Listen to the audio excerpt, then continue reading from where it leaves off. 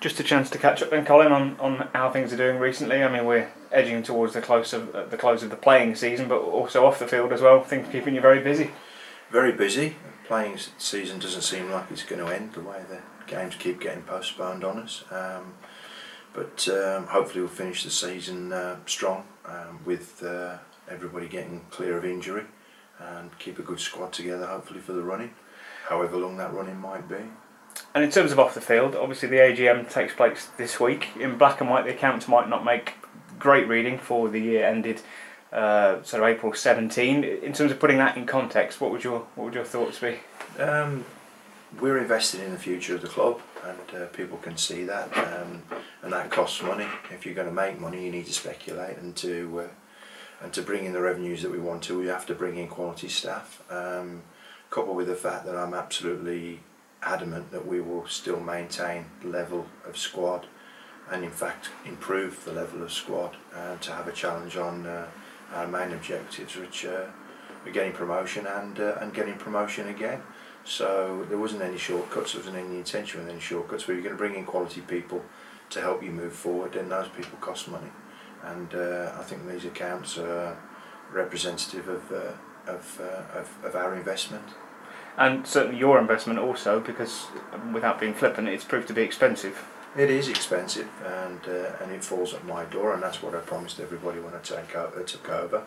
But it's my investment in the future of the football club, and you know, so it's well documented that we've spent on players, and we've spent on players' salaries, and we've strengthened it up, and you know, it's also part of my plan that we invest in quality people, and quality people, as I say, cost money, but we're already seeing the fruits of our labours, and the increase in our revenue streams is dramatic, and you know, so from this year onwards, I think we're going to show very, very favourable returns, which we can then invest in the future of the football club. The idea being, of course, that if the current set of accounts from last year are a little bit lopsided, the idea is, I guess, going forward, that they're evened up a little bit, aren't they? Well, listen, our old plan and our old business plan is about increasing year on year departments and areas, you know, increasing turnover in those departments, and creating responsibility for those departments within the group and the organisation,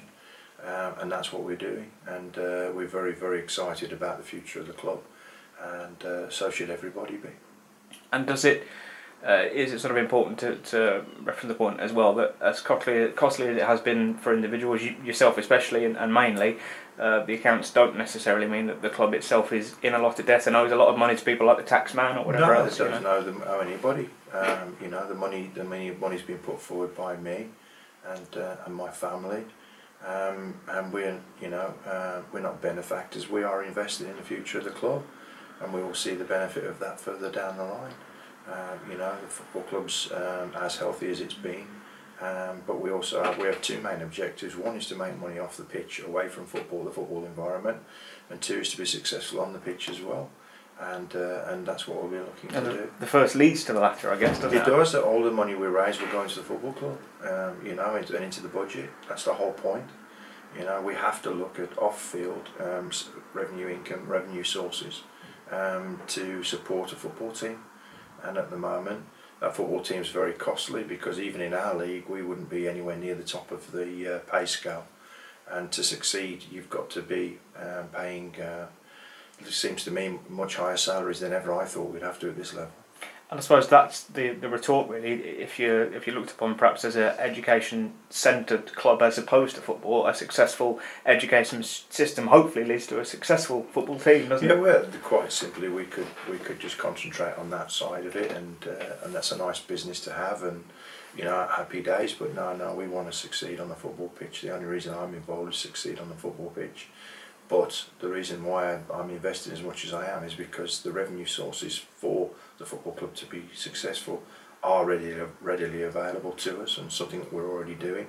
But we are actually now finding the fruits of our labours, and and getting the kind of returns that I always thought we would do. And it's very, very early in that long-term plan, of course, but in terms of interest from other parties, in terms of investment, in terms of sponsorship, and in terms of education, signs are it's working in the sense that people are interested, aren't they? Yeah, that's right. Sponsorship will increase because we are not just a football club that plays at home every fortnight. What we're doing is going to have a huge impact on the community, a huge impact on everybody, community, business owners, you name it, because what we're looking to do is to change a trend in this town where we're a dying carpet town and become a thriving university town. And so the support that we are getting from everybody, from business, from our own council, has been absolutely remarkable, because they can see the sense in this. But we're not reinventing the wheel. The education business is something that we know a deal about, but we are now looking to take it to a much higher, a much more rewarding level. And as you've said before, the ideal is that in itself, an education business would thrive and stand alone whilst supporting the football club. That's the whole point. The whole point is that, the whole point that we generate the funds that can support a football club's challenge on our objectives, which are to be successful, and not be also-rans, but be successful. And we've had a frustrating season at times. We've had a great season as well at times, but ultimately we know what we want to achieve, and what we want to achieve is promotion, and we want to achieve is promotion again, and we want to be in the Football League, and however far that takes us. And so we are picking up great partners, great support, people who are buying into what we want to build and what we're about, people who understand the overall project, people who understand that moving stadiums are not about moving stadiums to generate more bums on seats, but we're moving to a university that happens to own and house a stadium. That's the whole point. We'll be a 24/7 living, breathing, working entity that provides an opportunity to support a football club that we hope will go on and be very successful. And at the very foundation of that, you mentioned the education. Have you been pleased purely where that's concerned, whether it's BMET or various other bodies, at the interest and the keenness of people to get involved in that? Absolutely. Our partners at BMET have been fantastic. We've got the best training ground probably now, and with developments going on, we're looking at 3G starting very soon. We'll have the best training ground out of any team, probably up to the championship, I would think. The support from the whole of BMET has been remarkable. The number of boys and girls now that we're bringing through is a massive increase on where we were when we started. But the higher education side of the business as well, which is our main focus now going forward, is looking very, very favourable indeed. This is the area where I'm excited. This is the area I think that can be the future of the football club.